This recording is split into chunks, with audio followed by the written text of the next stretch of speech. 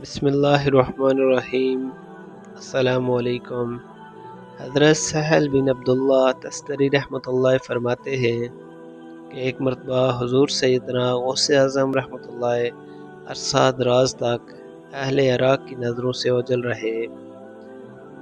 لوگوں نے آپ رحمۃ اللہ کی تلاش شروع کی تو معلوم ہوا کہ آپ رحمۃ اللہ کو دریائے دجلہ کی جانب جاتے ہوئے دیکھا گیا ہے۔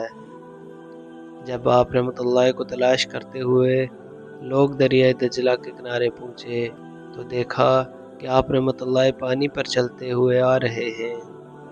اس دوران مچھلیاں بکثرت آپ رحمۃ اللہ کی خدمت میں حاضر ہو کر سلام عرض کر رہی تھی۔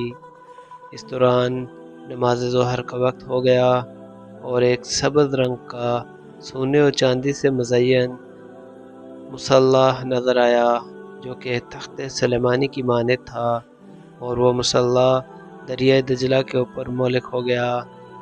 جب وہ مصلی بچ گیا تو بہت سے لوگ آئے اور اس مصلی کے برابر کھڑے ہو گئے۔ ان لوگوں کے چہروں سے بہادری اور شجاعت ظاہر ہو رہی تھی۔ سب لوگ جو آپ رحمۃ اللہ کی تلاش میں آئے تھے، ان کی زبانیں گنگ ہو چکی تھی اور ان کی آنکھوں سے آنسو جاری تھے۔ ایک پروکار شخصیت نے آگے بڑھ کر تکبیر کہی اور آپ رحمۃ اللہ نے نماز کی امامت فرمائی۔